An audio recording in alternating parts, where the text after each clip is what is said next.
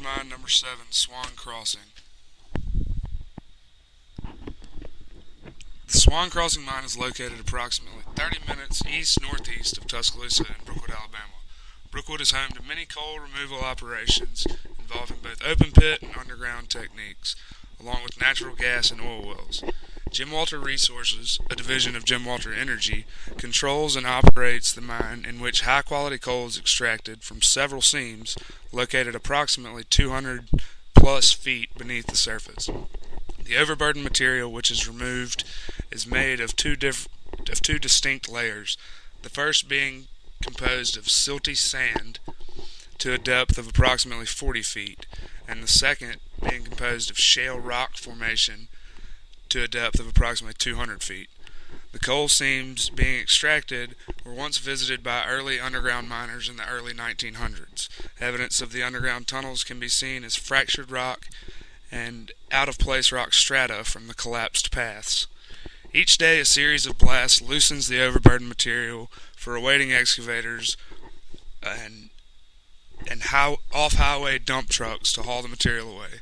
After the overburden material is removed, the coal can be removed from the seams, loaded into semi-trucks, and transported to awaiting rail cars or the on-site barge loading facility to transport to Mobile, Alabama.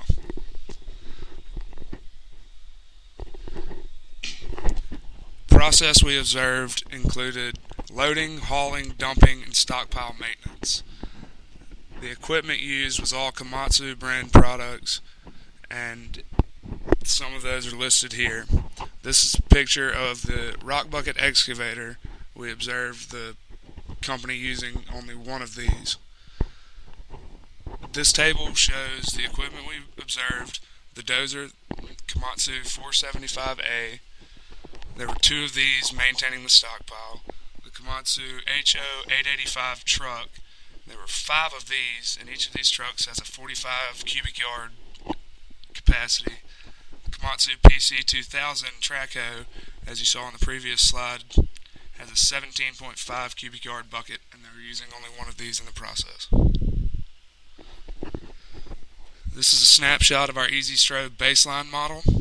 It includes a queue for the trucks, with 5 trucks initially, a maneuver task to get into the loading zone.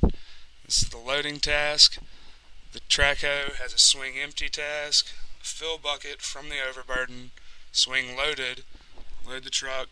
Typically took 3 scoops to load one of the trucks. Then the truck is released onto the loaded haul activity, which requires the 1-lane haul road, and then it moves into the task maneuvering into the dump site. After the truck dumps, the material is moved and maintained in the stockpile by the dozers, and eventually sent to this queue of the stockpile. When the truck dumps, it is released onto the return haul activity, which requires the 1-lane roadway again, and eventually back to the initial queue.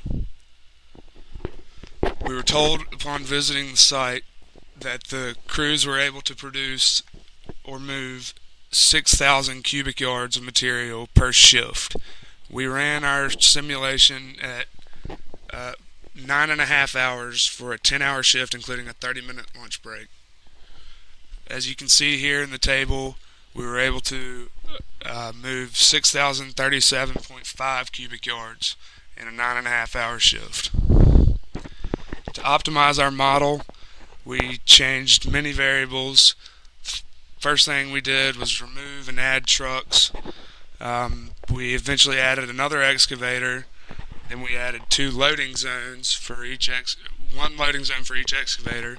We widened the haul road, and our optimal model ended up using 5 trucks, 2 excavators, 2 loading zones, and we also widened the haul road to 2 lanes. This is a snapshot of our model with 2 excavators. The main thing that changed was the addition of this excavator activity here of swinging empty, filling the bucket, swinging loaded. Each fill bucket activity draws from the same overburden pile, and the fill space was increased, the roadway queue was increased, and the rest of the activities remained the same. We were able to double our production, as you can see here, and reduce cost by solely adding an extra excavator, widening the road, and making two loading areas. This concludes our presentation.